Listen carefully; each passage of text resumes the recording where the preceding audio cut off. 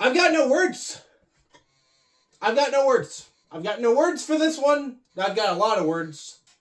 But it all amounts to no words for this one at all. Yotes lose 5-4 in overtime in a game that should not have gone to overtime against the San Jose Sharks. And I don't know if you know this. I don't know if you've been watching the NHL recently. The Sharks haven't won a game since last season, up until tonight, I suppose. Not only did the Sharks win tonight against the Utah Hockey Club, or the Utah Coyotes, as I've been calling them, which, that might be the right term now, is maybe just continue calling them the Coyotes for the rest of time. Because that's what they are. Same Coyotes. Same team. Same franchise. Just with new colors. That just lost against the San Jose Sharks. The worst team in the NHL.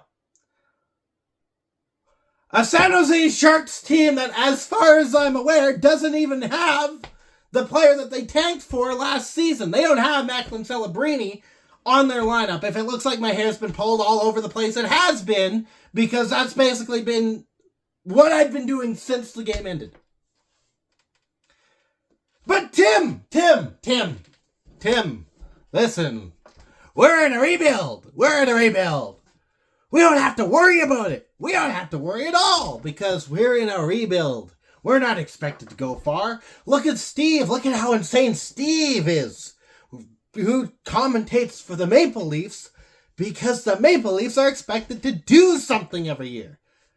To that I say, yes, I think that if I were a Leafs fan or an Oilers fan tonight, I could see myself being just a little bit more upset. Just a little bit. Because those teams are expected to go far into the playoffs year after year after year. We're looking at a team that this year beat the Bruins not too long ago in a game that looked really good. Heck, tonight they looked really good. Keep in mind that this season, they're supposed to be better than last season. They're supposed to have assets and additions that are supposed to bolster the lineup and make the team better. We're in a rebuild. You know what the Yotes did last season with a roster that didn't include Sergachev? That didn't include Ian Cole? That didn't include any of these additions that they tried to bring in to help the franchise? They went and beat the reigning Stanley Cup champions, along with the last four before them, all in succession. They beat the Blues, they beat the Capitals, the Golden Knights, the Avalanche, and the Lightning. All in a row. And yet the same team, this team that's supposed to be better, can't win a frickin' game that they were good in against the lowest team in the league.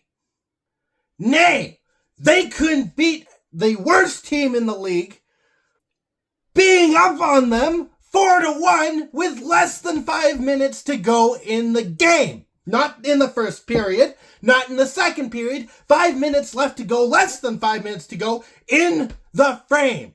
In the game. Game, not frame. Game. The game.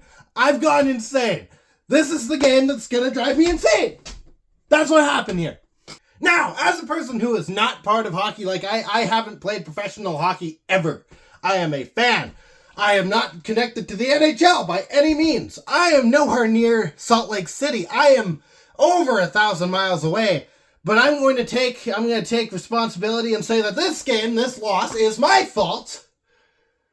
Because I tweeted a thing that you should never tweet, apparently. Because I tweeted this. In response to the San Jose Sharks, I responded, peaks and valleys in this sport. You're in a valley, but there's a peak in front of you. Take these trials and experiments in stride. And in brackets, and maybe this is enough to jinx Utah. Who knows? There's still half a game to go. I post that.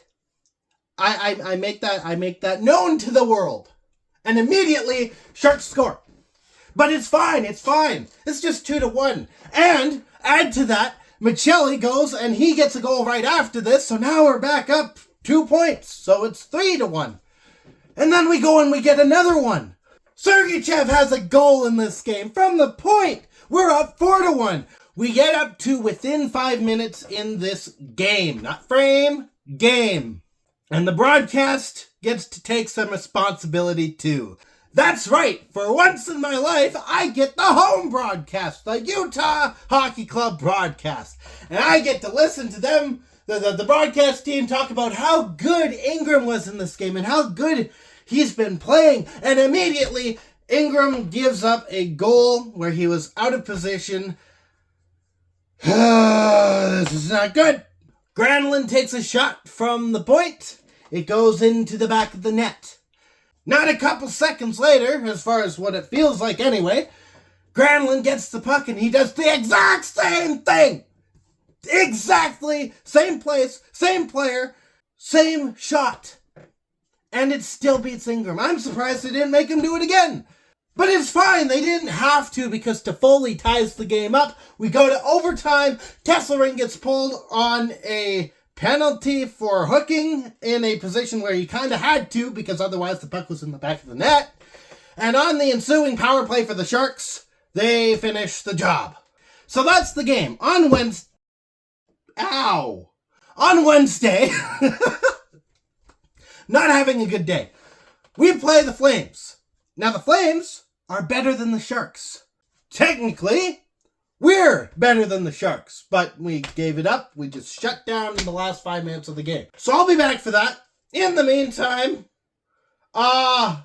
stay howling. Go Yotes. And yeah, that's it. That's it. I'll be back. Yep, I'm done. I'm done here. Done.